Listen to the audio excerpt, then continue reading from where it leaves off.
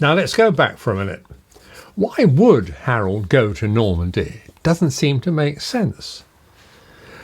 One of the very first panels in the tapestry appears to show us that King Edward is ordering Harold to go to Normandy, which seems odd. The interpretation is that Harold is being sent by Edward to Normandy to confirm the promise that William will get the crown. Now, this doesn't make sense either, because Harold is the second man in the kingdom. He's the obvious next king. How is it that Edward is able to get Harold to go to Normandy to promise a thing like this? Did he have the authority? Could he make Harold go? Did he really have the strength to confirm his orders? We don't know. So was he just obeying the king, or was it something else? Was Harold using the opportunity? He was a great opportunist. If Edward had ordered him to go, Harold might have said, well, all right, I'll go. It'll give me a chance to size up the opposition, find out what sort of a man William is, case the joint, get the feel of Normandy. So Harold could be using it for his own purposes. I haven't told you yet. Harold had a couple of relations, a brother and a nephew. When William had visited Normandy in 1051, and Edward had promised him the crown, so they said, hostages were given. It was a regular thing in the Middle Ages. If you had an agreement, a promise, anything like that, one side gave hostages to the other for good behaviour. Obviously, if the partner in the agreement didn't obey, then the hostages get killed. And these two young Saxon hostages have been living in Normandy since 1051. So the suggestion is that Harold went to Normandy to get these two young men back. Why? Obviously, because he was clearing the decks for when the time would come when he would have to defend England against William, because he obviously would. Everybody knew that. These two men were out for the crown, and they were rivals. And clearly some kind of reckoning was going to come somewhere. So was Harold in Normandy simply to try to get these two boys back from being hostages? Was he simply clearing the decks?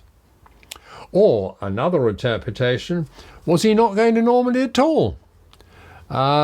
It was quite common in the 11th century for noblemen, those with ships, to travel by sea when the alternative was available. Travel by land was terrible. Roads were awful. Not only awful, they could be dangerous. I mean, there was no police force. There were no traffic alarms or anything like this. Anything could happen on the road. As late as the 18th century, 700 years later, John Wesley, the Methodist preacher, nearly drowned in a pothole on the Great North Road. That gives you some idea of how uncomfortable road travel was. So if you had a chance to travel from one part of Hampshire to Sussex, shall we say, and you had the chance of travelling by sea, you travel by sea. Much easier. And Harold, he was the Earl of Wessex. He had access to seaports all round Hampshire and Sussex. It makes perfect sense that Harold was on a boat trip.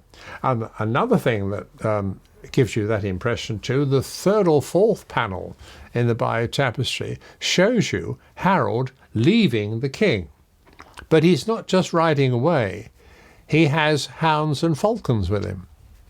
Now, if you're going to travel to Normandy on an embassy, do you normally take falcons and hounds with? The suggestion is that Harold was simply on a hunting expedition, went on board ship to go somewhere else hunting, and there was a storm. The English Channel is not noted for its similarity to a mill pond. Storms are quite frequent. Harold could simply have been caught. And when you're caught in a westerly storm, most of them were westerly, ships in the 11th century were so poorly constructed that there was no way they could sail against the wind. So the only alternative, if you were hit by a westerly gale, was to go in front of it, up the channel, until you got tipped onto the shore at the mouth of the River Somme, as Harold was. Once again, of course, we don't know. Many historians have asked why Harold took the chance of going to, assuming he did go into Normandy by intent. Why? It seemed a very risky thing to do. He was one claimant to the English throne. William was another claimant to the English throne.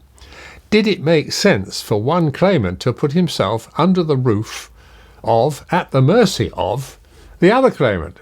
Was it not simply asking, begging for trouble? We don't know. We know that Edward was childless. We know that the throne was going to be vacant. Everybody knew that the atmosphere was becoming more and more electric. Nothing was actually said, but everybody knew.